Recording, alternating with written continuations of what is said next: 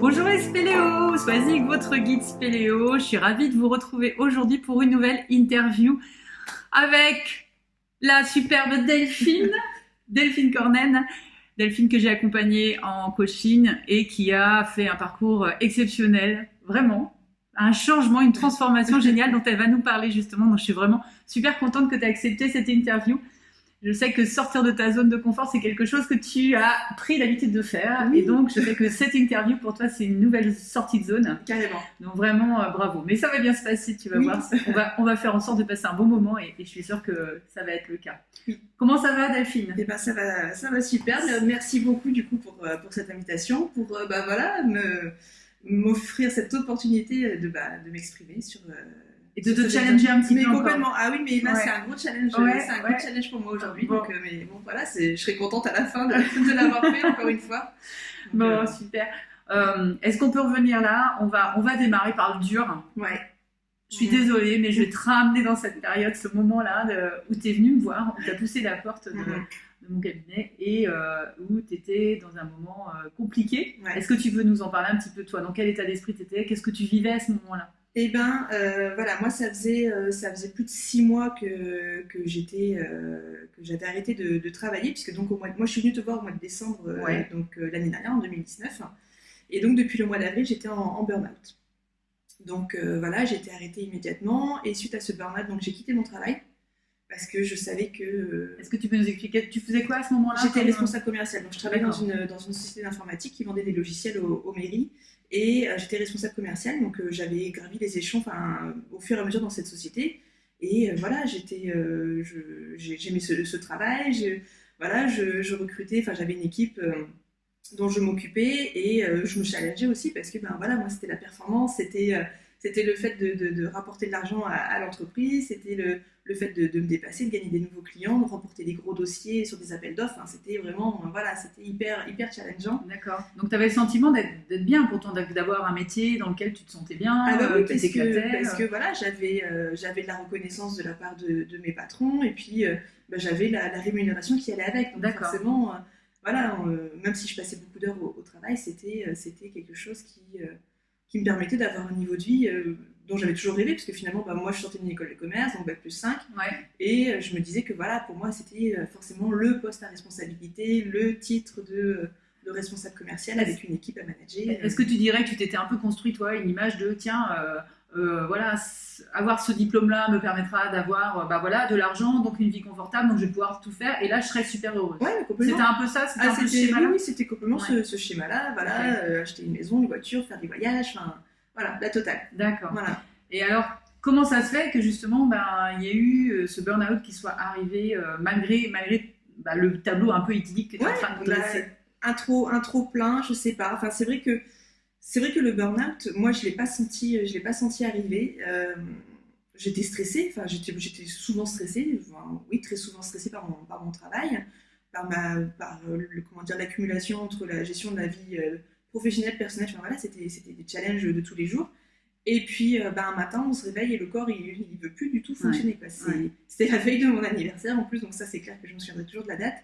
Et je n'arrivais pas à me lever, mais vraiment, j'étais raide comme un piquet dans mon lit et j'ai pas réussi à me lever tout de suite. Et je me suis quand même botté les fesses parce que j'avais ma fille envoyée à l'école et je supportais pas d'arriver en retard, donc forcément je me suis botté les fesses. Mais là je me suis sentie vidée, je pouvais plus en fait. Ça a explosé d'un seul coup. Ouais, c'est ça en fait, c'est une espèce d'implosion. J'avais une boule vraiment ici.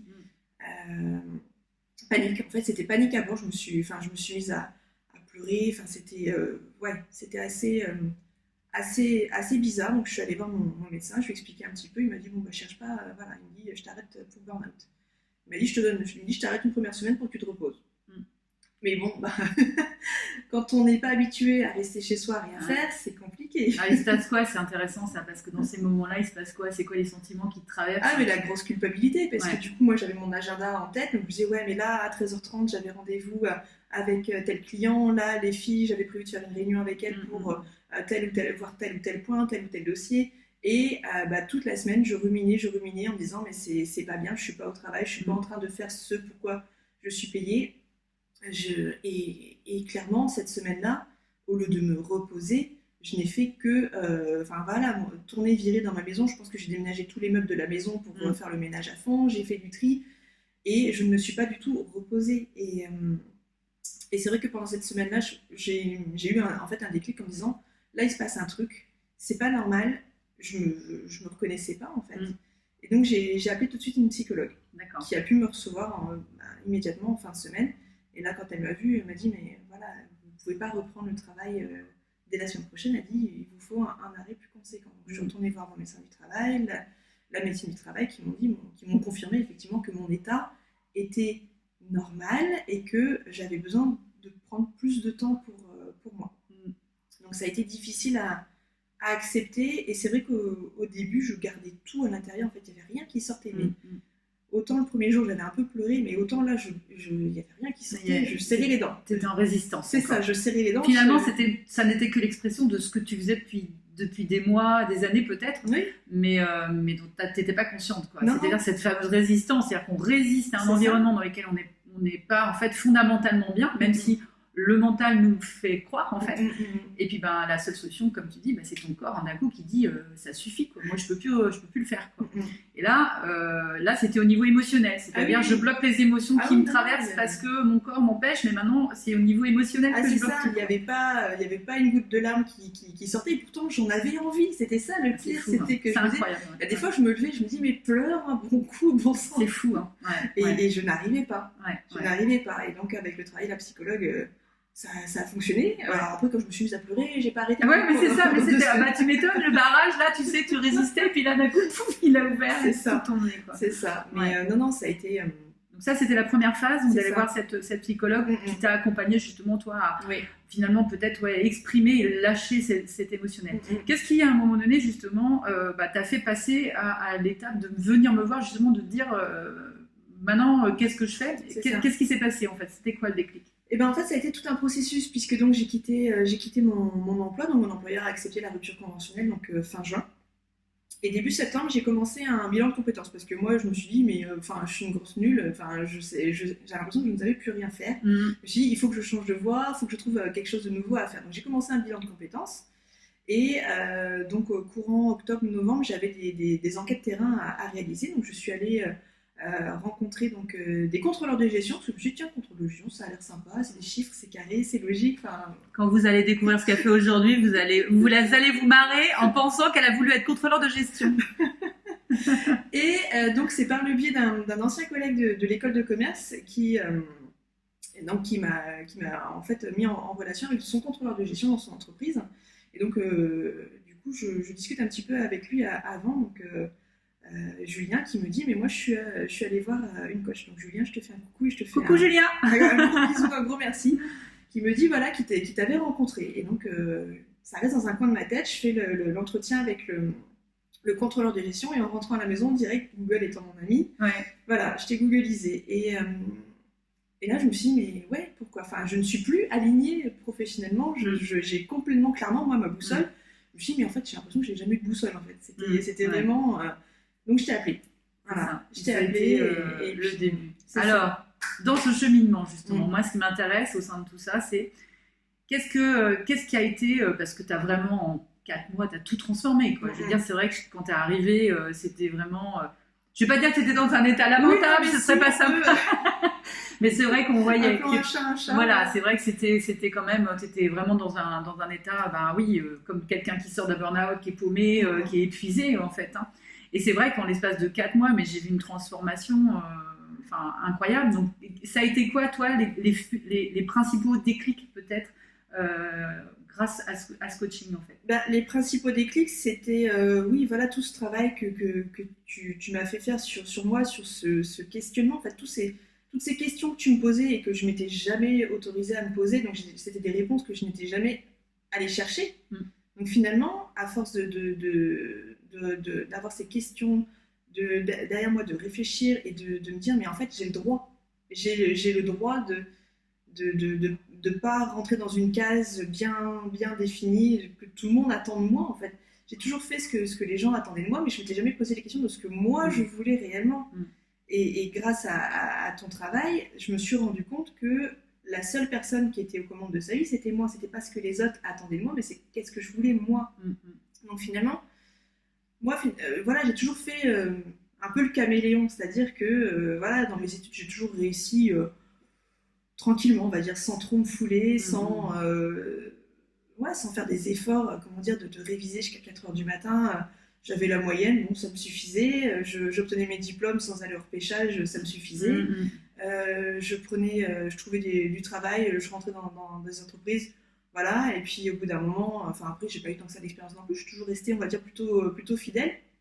Mais au bout d'un moment, je sentais que je tournais en rond. Et puis, je sais pas, j'avais besoin toujours de quelque chose de plus. Et c'est vrai que en discutant avec toi, ou de suite, en fait, tu as ciblé que j'étais peut-être quelqu'un qui avait des besoins plus particuliers, qui avait cette envie d'avoir cette soif de connaissance finalement, et un cerveau qui fonctionne peut-être un peu différemment. J'ai commencé à me poser des questions et à vouloir creuser aussi sur moi. Ouais, parce qu'en fait, l'enjeu là, pour le coup, on a parlé tout à l'heure et c'est ce que tu disais, c'est que finalement, tu t'étais, toi, en tant que personne, adaptée à tout un tas d'environnements. Donc c'est un peu comme si tu étais un rond et que tu voulais rentrer dans un carré, ça rabotait un petit peu les bords à chaque fois, quoi. Ouais. Et là, d'un coup, tu te trouves, finalement, tu comprends que finalement, tu peux, toi, construire l'environnement professionnel et donc aussi par extension l'environnement de vie qui te correspond toi, en dehors de tous les effectivement de tous les modèles et de tous les schémas qu'on t'a transmis. Ça a été une révélation en fait de comprendre ça, quoi. Ouais, tout à fait. Donc après, comment est-ce que tu as construit justement ce nouveau comment tu as fait pour justement avancer, pour pouvoir construire ça après, quoi? Parce qu'il y a la première prise de conscience, c'est ça, et maintenant c'est ok, mais qu'est-ce que je dois faire, quoi, finalement. Ouais, c'est ça. C'est vrai que au début, c'était beaucoup de questions, beaucoup de flou. Et puis, en fait, ces réponses, je les avais déjà à l'intérieur de moi. C'est juste que je ne m'autorisais pas à les écouter, parce que par exemple, j'ai toujours aimé écrire. Les réseaux sociaux, j'aimais bien ça déjà. Et donc, voilà, tu m'as fait prendre conscience que finalement, je pouvais faire de tout ça ce que je voulais. En fait, c'était vraiment... Donc, je me suis autorisée à me lancer dans un blog pour y raconter voilà, mon parcours, mon histoire sur le burn-out, et puis pour partager finalement un petit peu mes états d'esprit, j'ai envie de dire. Donc c'est pour ça que j'ai ouvert ce blog en avril, après le challenge que tu m'avais... le premier challenge, c'était pas un challenge, le premier c'était pas une vidéo, parce qu'il y a eu le challenge vidéo. Il y a eu le premier challenge, c'était faire une vidéo. Ouais. Donc ça, voilà, je t'avais relevé. Ouais. C'est ça. Donc au début, je te l'avais juste envoyé à toi. Ouais. Et après, je l'ai posté sur un groupe Facebook sur lequel on est toutes les deux. Donc ouais, c'était un gros challenge pour moi de faire une vidéo comme ça. Et après, le deuxième challenge, je t'avais dit, voilà, je lance mon blog en avril. Et donc, tu m'as dit, ok, mais tu vas le lancer avec 3 articles. Ouais. Donc là, je me suis dit, 3 articles. Donc, mais voilà, mon blog a été lancé au mois d'avril. Sachant qu'en plus, le début d'année, pour moi, avait été un petit peu personnellement difficile. Ouais. Mais voilà, finalement, ça m'a permis de me concentrer sur quelque chose et d'apprendre aussi, parce que finalement se lancer dans un blog, c'est beaucoup de questionnements, beaucoup de techniques à apprendre. Donc, et donc là, c'est là où effectivement tu as été chercher les ressources, parce que en fait, on s'aperçoit que souvent ce qui bloque, et c'est le comment. Et moi, je vois les gens qui viennent me voir souvent me disent oui, mais j'aimerais ça, mais je vois pas comment je peux le faire. Donc en gros, je sais pas comment, donc je le mets de côté. C'est ça. Alors que finalement, quand on extrait ce qu'on a envie de faire, c'est après comment je peux le faire, de quelles ressources j'ai besoin. Et toi, tu as été chercher des ressources, tu t'es lancé dans une formation. Oui, tout à fait. Et ça, je sais pas, il y a peut-être d'autres choses que tu as été chercher. Ah oui, en fait, je me suis lancée dans plein de formations, puisque moi, comme j'aime énormément apprendre, et puis dès qu'il y a le moindre sujet qui m'intéresse, de toute manière, je vais aller. C'est génial, parce que là, ça nourrit ce besoin-là en plus. Complètement. Moi, je ne m'ennuie jamais, quoi. Peux être on pourrait me laisser toute seule pendant 15 jours, sans mari, sans enfant, que mes journées, je ne les verrai pas passer. Tellement j'ai besoin d'apprendre, de lire, de découvrir, d'avoir ce flot permanent de choses qui viennent à moi. Donc j'ai fait une formation, je suis toujours en cours de formation sur le blog. J'ai fait une formation pour les réseaux sociaux, donc sur Instagram, j'ai fait une formation sur Pinterest, là je suis en cours de formation pour LinkedIn. D'accord. Parce que tout ça, c'est des choses qui m'intéressent, et moi, dès lors que je ne sais pas faire, je ne me lance pas, en fait. J'ai besoin d'avoir une bouée de sauvetage, d'avoir des ressources, une boîte à outils. Et en fait, ce qui est génial, c'est qu'effectivement, ces ressources-là, avant que tu avais et que tu mettais pas forcément un profit pour toi, là, d'un coup, bah, voilà, elles te servent et elles servent en fait, toi, ton projet de vie. Donc aujourd'hui, ce que tu veux nous dire justement, alors tu nous as parlé de ton blog qui s'appelle donc la discipline, la Positive Academy, pardon. J'ai discipline positive en tête, à chaque fois je mélange. La Positive Academy, voilà. Ça. Et donc après, donc ça c'était la première étape. Et puis après, il est venu maintenant une deuxième étape, c'est-à-dire que tu t'es lancé aussi dans le marketing de réseau en complément de ce blog. Quoi. Exactement. Mais en fait, c'est grâce à la Positive Academy. C'est clair. Que j'ai rencontré une personne sur Instagram, donc on a commencé à discuter. Donc c'est vrai que c'est tout bête, hein, dans les biographies Instagram, on décrit un petit peu qui on est et on peut mettre des petits emojis. Ouais. Et moi, puisque ma fille est précoce, donc j'ai mis un petit symbole de zèbre, puisque les enfants précoces, ou même les adultes précoces, on les appelle les zèbres. Ouais. Et j'avais mis ce petit symbole, et cette personne-là donc, est venue discuter avec moi sur Instagram. Et donc on a commencé à se suivre, on discutait, et je voyais sur ses stories, voilà, elle parlait d'opportunités, elle parlait de produits beauté bien-être. Et donc moi, étant curieuse, je suis allée chercher, je suis allée découvrir en fait qu'est-ce que c'était cette opportunité. Et finalement, je me suis dit, mais c'est génial.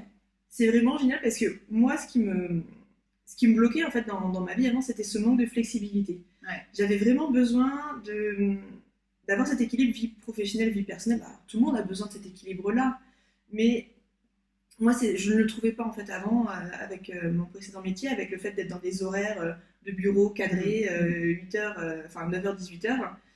J'avais besoin aussi bien, voilà, moi je peux très bien travailler très tôt le matin, rien faire jusqu'à 15h et puis après rester bosser jusqu'à 23h. Ouais. Et c'est comme ça que je fonctionne.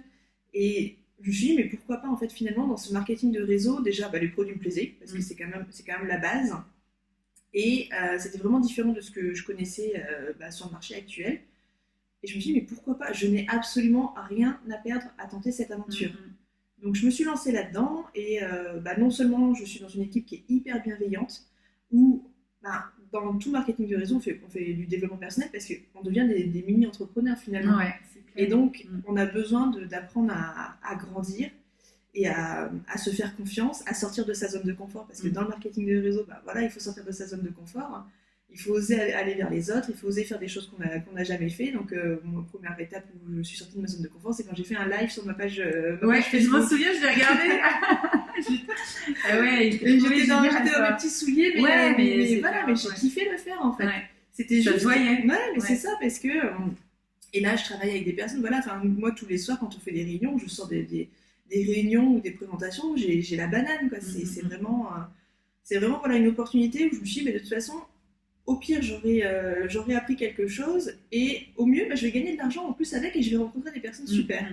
Donc voilà, je me suis lancée. Et là, tu parles aussi de toute la notion de ce que j'appelais moi le camp de base. Hein. Oui. C'est ça, c'est quelles sont les personnes dont je peux m'entourer qui vont soutenir aussi moi mon projet. C'est-à-dire des personnes qui sont à la fois bienveillantes, dont je partage les valeurs aussi, et qui vont me permettre de passer au niveau au-dessus. Quoi.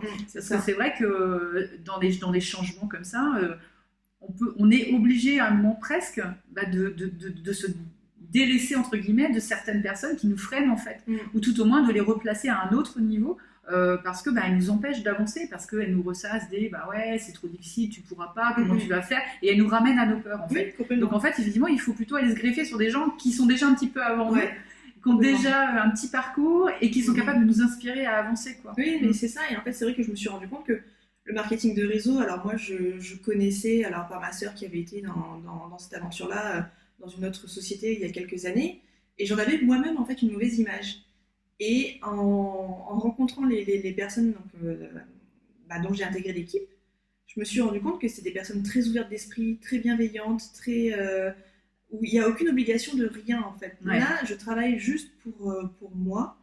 Mon seul objectif, c'est de faire découvrir aux personnes les produits dont moi-même je suis utilisatrice et dont je suis absolument fan. Et aider les personnes à se sentir bien dans leur peau en utilisant des produits qui leur permettent de se sentir bien, d'avoir une meilleure qualité de peau, d'avoir un meilleur sommeil, etc. Et puis également de présenter l'opportunité à des personnes qui souhaiteraient nous rejoindre. Parce que c'est vrai qu'aujourd'hui, le marketing de réseau, en tout cas en France, a toujours une mauvaise presse finalement. Je ne sais pas pourquoi, parce que peut-être que les gens sont sursollicités par différentes entreprises qui sont plus ou moins recommandables, je ne sais pas.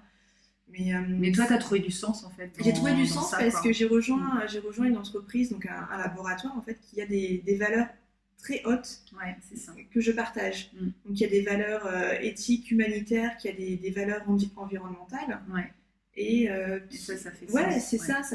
Ça fait énormément sens pour moi et je me dis, mais franchement, je suis tellement ravie d'avoir découvert cette opportunité et c'est ça. Et en fait, c'est ça aussi qui est intéressant dans ton parcours en fait.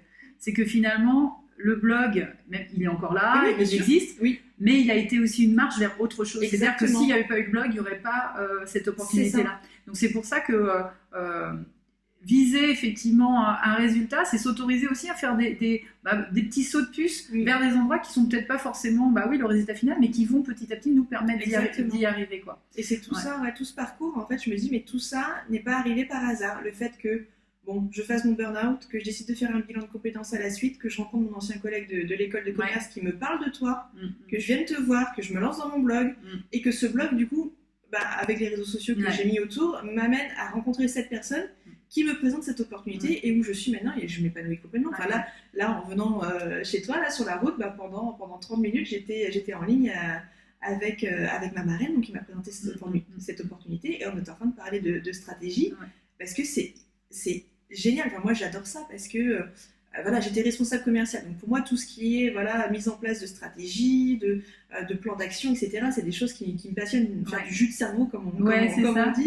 C'est juste génial. Et d'être avec des personnes qui sont dans l'activité depuis plus longtemps et de faire des réunions, dire tiens, on va essayer telle stratégie, on va mettre ça en place.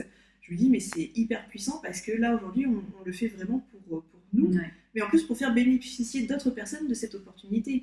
Et donc là, sur ton parcours, on comprend bien qu'effectivement, il y a à la fois connecter avec ses valeurs, s'entourer de personnes donc, qui partagent les valeurs et qui nous inspirent à avancer, qui nous poussent aussi dans nos limites. Il y a faire vivre ses talents, c'est-à-dire que toi, mettre tes talents au service de qui tu es, de ce que tu as envie de faire. Donc, c'est-à-dire que là, effectivement, tu parlais de ta capacité, ce que tu aimes, la stratégie. Donc, c'est le côté partage aussi, d'être dans la nouveauté.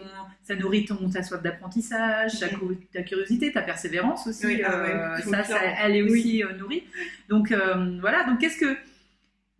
Ah oui, il y a une autre question que j'avais envie de te poser, on en a parlé tout à l'heure aussi, je trouve ça intéressant, c'est le regard de ton entourage sur ce que tu fais. Parce que c'est vrai que c'est souvent ça qui bloque aussi, pour changer de voie, quand on veut justement prendre une voie un petit peu décalée, c'est qu'on dit qu'est-ce qu'on va penser si je fais ça, comment les autres vont le comprendre. Comment ça s'est passé pour toi justement? Tu m'as dit, je me rappelle, tu m'avais envoyé un message en me disant voilà, je suis prête, je vais faire mon coming out de blogueuse. Non, mais c'est ça, parce que c'est vrai que début avril, quand j'ai lancé mon blog, il n'y a que toi qui savais que j'avais lancé mon blog. Et finalement, au bout de quelques jours, je me suis dit, bon allez, en même temps, si j'en parle pas, personne ne sera au courant. Donc voilà, j'ai appliqué le PRAF. Le PRAF, ça veut dire plus rien à foutre. Exactement. Et j'en ai parlé du coup sur ma page Facebook en disant à tous mes contacts, je me suis lancée dans un blog, c'est la Positive Academy, et donc suite à ça, j'ai eu plein de retours même de personnes, d'anciennes collègues de l'école de commerce qui sont venues me parler. Alors c'est vrai qu'on est en relation sur Facebook, mais on se parle pas forcément tous les jours. Elles m'ont dit mais moi aussi j'ai fait un burn-out il y a 1 an, il y a 2 ans, il y a 3 ans. Et elles ont osé en fait venir m'en parler en disant mais c'est super ce que tu fais parce que moi aussi j'ai fait un burn-out et j'aurais bien aimé qu'il y ait quelqu'un, pouvoir lire des articles sur quelqu'un qui parce que finalement en fait c'est ça le truc du burn-out, c'est que on se renferme sur nous-mêmes parce que c'est la honte. Franchement oui, moi au début j'avais ce sentiment de honte d'avoir fait un burn-out, de me dire mais la honte, Delphine, mais t'es trop crétine de t'être laissée aller dans ce burn-out, de pas l'avoir vu venir. Et maintenant, tu te retrouves, t'as quitté ton boulot parce que pour toi, c'était un sentiment d'échec, mais tellement énorme de me dire j'ai pas été capable. Mais grâce à tout ce travail que j'ai fait, le fait d'en parler, d'avoir les retours en fait, de personnes qui m'ont dit oui, mais c'est génial ce que tu fais, je m'abonne à ta page et tout. Et finalement, ce burn-out, il serait pas arrivé, j'en serais pas là aujourd'hui, je serais pas ici aujourd'hui avec toi. Donc moi, franchement, oui, un de mes articles s'appelle Merci de burn-out. C'est vrai. Mais j'ai envie de continuer à lui dire merci parce que ce coup de pied aux fesses monumental que la vie m'a servi, ça a fait le switch, mais parce que tu as su effectivement, toi, comprendre ce que tu devais comprendre par rapport à ça. Donc c'est vrai que ce que tu disais par rapport aux gens, c'est qu'on devient, en plus, quand on ose faire ça, on devient des modèles d'inspiration pour d'autres, en fait. Moi, alors c'est vrai que moi, je le vois, hein, en dehors même de ce que je peux transmettre, mais des gens qui, quand tu fais ce switch, des gens qui disent waouh, c'est génial, on sent chez les gens une forme d'admiration de réussir à s'autoriser à faire autre chose que, bah oui, ce qui est un petit peu classique. Oui, quoi. c'est ça, c'est les sentiers battus. Ouais. Et pourtant, finalement, on peut tous, à un moment donné, s'autoriser à le faire. Mais grave, ouais. Parce que là, de la même manière, tu disais, toi, même physiquement, on en parlait tout à l'heure, que tu avais des symptômes aussi physiques que tu n'écoutais pas, alors qu'aujourd'hui, tu n'en as plus, en fait. Tu n'as plus de symptômes physiques. Exactement, en fait. non, quand j'étais au travail, mais voilà, dans mon ancienne entreprise, je suis restée 5 ans et demi dans mon ancienne entreprise, et régulièrement, voilà, des maux de dos, des cervicales bloquées, et puis ça remontait, ça me prenait en casque. J'allais voir l'ostéo, enfin l'ostéo était devenu mon meilleur ami, parce que, et puis, t'as mis 50 € à chaque visite, mais parce que j'étais tout le temps bloquée, et je me disais, mais c'est, voilà, parce que je suis fatiguée, enfin j'étais fatiguée aussi, moi le soir, je couchais ma fille, j'allais me coucher juste derrière après. Et là, depuis que je me suis enfin autorisée à être qui j'ai envie d'être, et de faire les choses pour moi d'abord, et non pas parce que ça va faire bien de les faire pour un tel, ou parce qu'il faut les faire. C'est juste les choses que j'ai envie de faire, et c'est juste ça aussi qui est hyper important. C'est pas il faut, c'est j'ai envie. Et l'hiver dernier, je n'ai pas été malade, même pas un seul rhume. Les maux de dos, j'en ai plus. Les cervicales bloquées, je connais plus. Et pourtant, je veux dire. Et même sur l'humeur, parce que on en parlait tout à l'heure aussi, que tu as vu toi aussi la différence par rapport à ta capacité de gestion de l'humeur aussi. Oui, c'est flagrant. Une amie me disait l'autre jour, parce que ma fille était un peu fatiguée en fin de journée, donc elle commençait à faire un petit peu n'importe quoi. Auparavant, je me serais énervée, j'aurais crié, enfin voilà, ça serait parti en cacahuète en moins de 10 secondes. Et cette amie me dit, oh la vache, elle me dit, mais comment tu fais pour plus crier? Et je lui dis, mais c'est vrai qu'il y a un an encore, j'aurais, je dirais que ça serait monté dans les tours puissance 1000. Maintenant, j'ai appris c'est juste, non, c'est même pas que j'ai appris, c'est que je n'ai plus besoin. C'est ça. C'est que le niveau de sérénité, alors oui, bien sûr, je peux avoir des pics de stress comme là tout à l'heure en arrivant. Mais c'est ça, comme je suis alignée finalement avec moi-même, que je sais ce que je veux et que je m'écoute, je me suis placée en priorité. Alors ça peut paraître égoïste pour certaines personnes de dire... mais là on voit directement dans ce que tu dis que finalement tout le monde, enfin ça bénéficie à tout le monde, quoi. Bon, sauf à ton ostéopathe. Oui, c'est ça, désolée. Mais pour le coup, c'est vrai que, parce que quand on fait quelque chose qu'on aime, en fait, on se nourrit tellement, en fait, que notre réservoir énergétique il se remplit, et que grâce à ce réservoir énergétique rempli, on est beaucoup plus capable de faire face à toutes les contrariétés, dont effectivement le fait de faire face à un enfant. Alors qu'avant, ton réservoir était tellement bas que ta seule solution quand tu faisais face à ça, c'était d'exploser parce que tu n'avais pas d'autres ressources. Non, complètement. Donc oui, même à la maison, dès qu'il y avait un petit couac, genre la vaisselle qui était mal rangée, la vaisselle qui n'était pas vidée, ou un verre qui tombe par terre, ou des petits accidents domestiques, ça pouvait monter dans les tours très très vite. C'est ça. Maintenant, il y a une tache sur le tapis, c'est pas grave. J'ai du nettoyant, ou c'est pas grave. Ça change la vision de la vie quand même. Oui, complètement, parce que c'est vrai qu'à la maison, l'ambiance est tellement plus détendue. Alors, je dis pas que des fois il n'y a pas des petits. C'est normal, c'est partout pareil. Bien sûr. Mais par rapport à avant, non, je suis complètement détendue. C'est pas. Avant c'était du stress d'aller récupérer la petite à la garderie le soir, et souvent elle était la dernière à être récupérée. Donc elle me disait, maman, je suis encore la dernière, et puis il fallait vite faire à manger parce qu'il était déjà 19h. Et puis la culpabilité. Et puis tout ça, et puis vite parce que l'heure tournait et que elle avait besoin d'être couchée avant 20h. Et donc non, c'était donc voilà, donc c'est vrai que ces changements, c'est pour ça que c'est ce qu'on dit, c'est que passez-vous en premier. Pourquoi? Parce que finalement, de se passer en premier, en fait, par écho, ça bénéficie à tout le reste, et on peut vraiment retrouver, effectivement, il y a un vrai changement qui se met en place dans nos relations sociales, dans nos relations familiales, dans nos relations de couple, dans nos relations parentales, et c'est vrai qu'il y a un bénéfice pour tous, en fait. Donc voilà. Qu'est-ce qu'on peut te souhaiter pour la suite, Delphine? Plein de bonnes choses, que je puisse que je puisse constituer moi aussi une équipe à mon image, que je puisse faire découvrir cette opportunité dans laquelle je suis actuellement à plein de personnes qui justement se cherchent en ce moment et qui connaissent pas ce type d'opportunité, ou qui se disent non, c'est pas fait pour moi. Moi, j'ai juste envie de dire aux personnes, bah, venez découvrir. Après, c'est fait pour vous, c'est pas fait pour vous. Expérimenter. Ouais, c'est ça, il faut expérimenter. Là, je m'offre la possibilité d'expérimenter et puis bah, j'espère que ça va marcher. Ouais. Si ça marche pas, c'est pas grave. Ouais. Il y aura autre chose derrière qui va venir. Maintenant, je m'autorise voilà, à me dire, bah, je teste. J'ai envie, je teste. Voilà. J'ai envie, je teste. Exactement. Action-réaction. C'est ça, c'est ça. Et donc, si on veut te retrouver, donc on va sur ton blog, la Positive Academy, je vais y arriver. La Positive Academy, tu es aussi sur Instagram. Oui. Je suis sur Instagram. Oui. On te retrouve juste en tapant la Positive Academy. Oui, alors sur Instagram, du coup, il faut mettre entre le la positive et donc Academy, il faut mettre le tiré du bas, la touche 8. Donc là, _ positive _ Academy. Voilà, et comme ça, vous retrouverez Delphine sur tous les réseaux sociaux dans lesquels elle évolue. Et puis, n'hésitez pas à lui faire un petit coucou si vous avez aimé cette interview, que vous avez envie de la remercier pour tout ce qu'elle nous a transmis. C'était vraiment riche.